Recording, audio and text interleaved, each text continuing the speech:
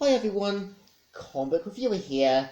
This time reviewing on another Halloween film review, and this one is on Wendell Wild.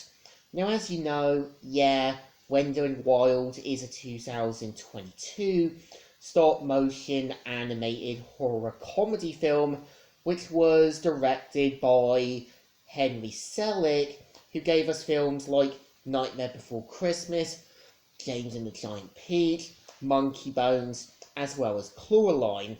And I know after watching Steve's reviews on Wendell Wild, the best I can say is that, it's a film with a simple story, just rushing things too far near the end. So the premise of the film is meant to follow Cat Elliott, who, after something tragic that happened to her parents 5 years ago, we see how Kat has become basically 13 years old and is now a juvenile delinquent. And we see how that, she blames herself for what happens to her parents. And we kind of see she goes back to her old hometown, Rustbank, and ends up in a all-girls Catholic school. And we kind of see how, strange things start to happen around the school. And we do kind of see how,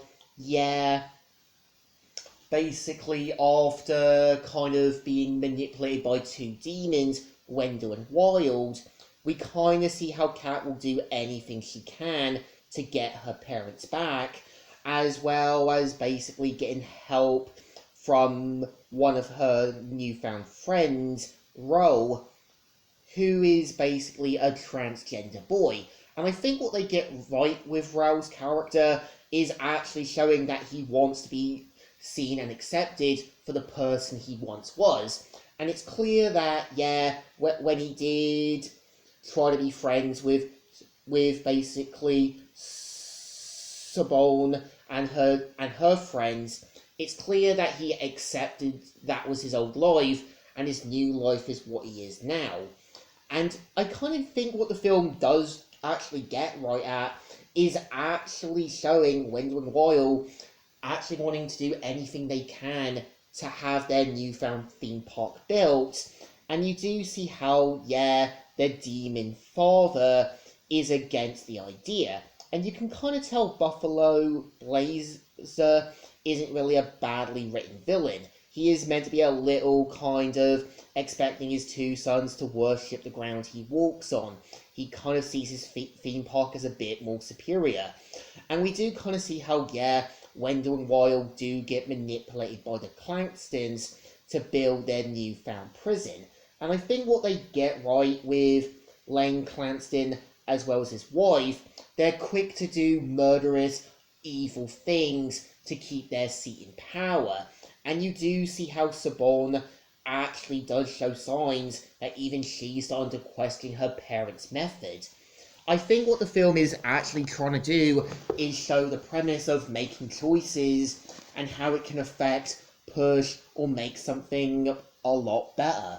Because, we do kind of see how Kat will do anything to get her parents back and does blame herself for what happens.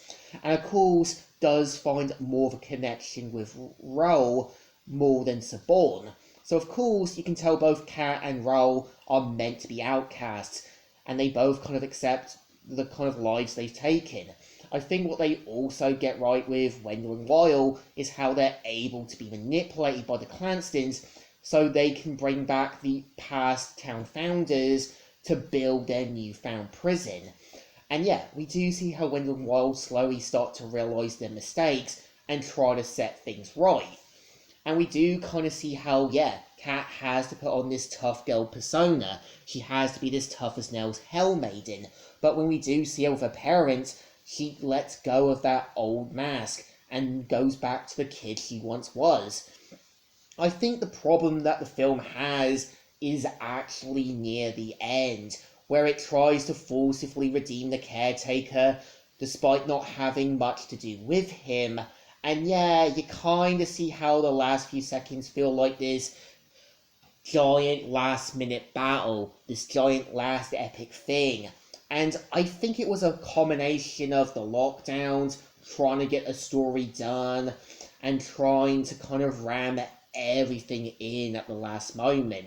And don't forget, because of what happened during 2020 into 2022, that, yeah, the pandemic did cause a lot of studios, companies, as well as businesses to having to rush, get things done, or having to kind of find a way to work with what was given. Again, is Wendell Wild a good film? Yes. Is it bad? Sort of. It's just near the end where it's throwing everything in the Deus Ex Machina story, and how, yeah, Kat is going to kind of make this big difference. She kind of realizes who her friends is, and it's the other last minute story trope. Is Wendell Wild a good film? Yes, and it does deserve a thumbs up. A little dull, a little boring, but still watchable. So, Comic Reviewer here, signing out.